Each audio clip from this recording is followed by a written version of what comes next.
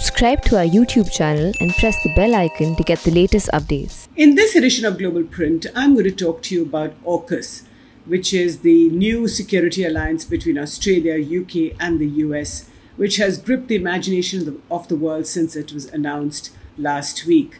Now, several people in India and the world are wondering what this security alliance is. Clearly, these three countries have come together to counter China. But if you look at the Quad, of which India is also a member, two of the members in the Quad, which is Australia and the US, are also members of AUKUS. So what is the relationship between the Quad and AUKUS? Now, before I answer all these questions or attempt to answer these questions, dear viewer, I'd like to make an appeal to you. Please do subscribe. Click on the join button, pay rupees 159, it's not much money at all, and become a subscriber to ThePrint's free, fair, objective and unhyphenated journalism.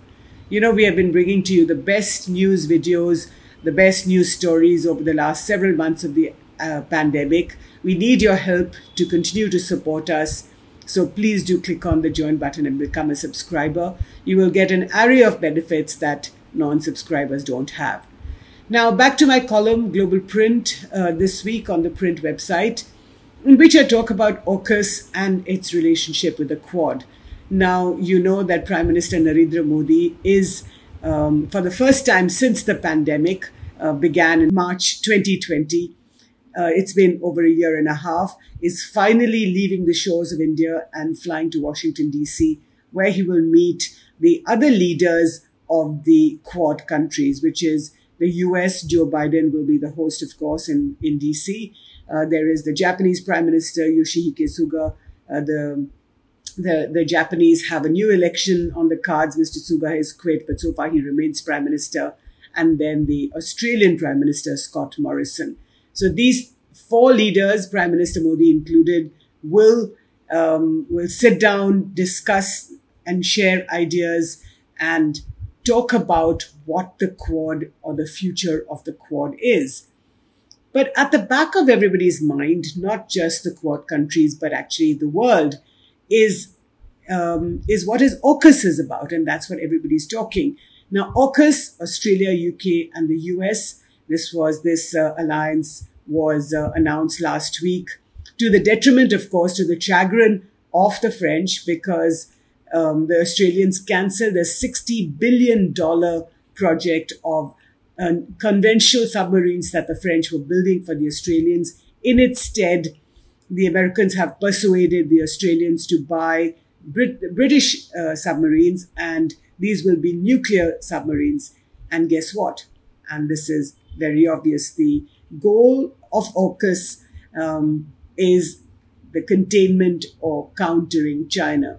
So several questions arise here. The first is, what is the relationship between the Quad and AUKUS? After all, the Quad was also set up, and all the four countries in the Quad are Pacific powers, with the idea of containing China. The big difference, of course, is that the Quad is not a military alliance, that it's basically a grouping of four nations which decided to come together to diversify supply chains, reinvent the climate change agenda, talk about vaccines, a more equitable distribution of vaccines, especially in the wake of the pandemic. And through the pandemic, we saw how Joe Biden, the US president, announced 1 billion doses of vaccines to be shipped around the world. So the Quad is not a military alliance, but it seeks to look at non-military determinants such as these that I just laid out. AUKUS, on the other hand, is clearly an out-and-out security alliance. So while it doesn't call itself, within quotes, formally a military alliance, because Australia is a member of the NPT and therefore cannot have nuclear weapons, but it's clear that the nuclear submarines will be stationed in Australia, and these will have the ability, unlike the conventional subs that the French were building for Australia, these will have the ability to not only roam much further in the Pacific, but stealthily look at what the Chinese are doing. And the Chinese that we know and everybody recognizes at least several of these Pacific nations recognize, is a rising power and is expanding its presence across the Pacific. We know that the Chinese, of course, have built two bases, one in Pakistan in Gwadar and the other in Djibouti in Africa. So the big question on the Quad's mind and now AUKUS's mind is how to contain China. Now, what is interesting is that the AUKUS announcement comes in the aftermath of the US shambolic exit from Afghanistan. The US, 20 years in Afghanistan, which spent about a couple of $1 trillion, lost several thousand men in that Afghan conflict. And we've seen over the last few weeks how that withdrawal from Afghanistan has taken place. Very messy, very chaotic. And so in a sense, AUKUS is perhaps meant to restore or burnish the credentials of the US as a global power, even if it is a declining one. Because clearly, if the US was able to counter China on its own, you could argue that it doesn't need other countries to support it. And if you look at Quad, what is also interesting is that all the members of the Quad, except for India, are in some sort of military relationship or another with each other. US and Japan, for example, are treaty allies, which means that the Americans are bound to protect the Japanese. We've already talked about the relationship between the US and Australia. And India, which is the fourth member of the Quad, is the only one that stands apart. Now, what is AUKUS supposed to do? And predictably, the Chinese have been very critical of this announcement of AUKUS. What is also interesting here is that the announcement of the cancellation of the French project has evoked a huge reaction from Paris. The French President Emmanuel Macron has been quite furious. His foreign minister, Jean-Yves Le Drian, has said not very complimentary words about the British. The French have withdrawn their ambassadors from Australia and the US. Incidentally, they have not withdrawn their ambassador from the UK. Now, some would ask, कि France को इतना गुस्सा क्यों आता है? Because given the opportunity, the French would clearly do the same with a third country. So what is it that the French are so angry about? The first is, of course, that they are going to be denied $60 billion worth of good money. The second is that France, as well as the UK, are NATO allies, as of course is America. So while we don't know when AUKUS was planned and when the idea germinated between these three English-speaking nations, clearly it was signed and sealed on the margins of the G7 summit in Cornwall a couple of months ago in June. And I think this is what the French are so angry about, which is that the US has chosen one NATO ally over the other. Now, in principle, in theory, of course, everybody in NATO is supposed to be equal. We know that's not true because Turkey is also a NATO ally and there are different yardsticks for Turkey.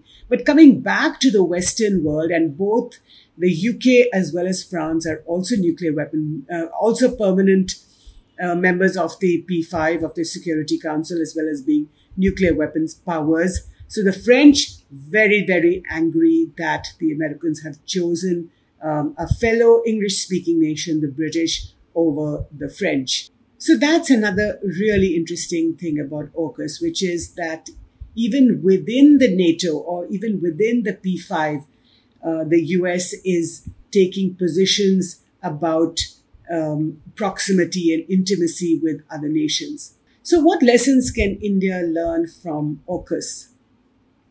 The first thing is that India has to build its national strength.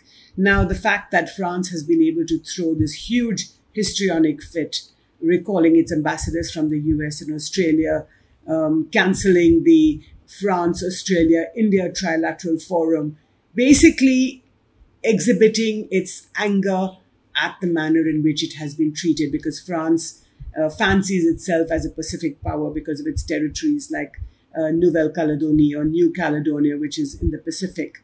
So if India wants to be treated seriously, then it has to build up its national strength. I think that's a message that the world is sending India, and it's an understanding that Prime Minister Modi will take with him when he goes to meet his fellow Quad leaders in Washington, D.C. later this week, is that build your national strength, build your economy. Of course, the pandemic has really hurt India's economy. And if both the Quad and AUKUS are about countering China in various ways, then one of the things that the pandemic has taught India is that actually its exposure to China, especially in trade terms, has gone up rather than come down. So the question of supply chain diversification, that is on top of, or should be at least on top of India's mind, which means that you have to revamp the economy and recreate the links that have been broken, not just through demonetization, but also during the pandemic, inside the country as well as outside. So we will see what the Quad holds for Prime Minister Narendra Modi in India. What are the kinds of ideas that have been generated during those meetings? What the world says about the Quad and its relationship with AUKUS. Can Quad expand its tent to include AUKUS and vice versa? Or should these two groupings remain separate? So lots of ideas coming up these next few days, and I shall keep you abreast of them. Meanwhile, thank you so much for watching this video, and don't forget to read my column on the Print website. Thank you again for watching.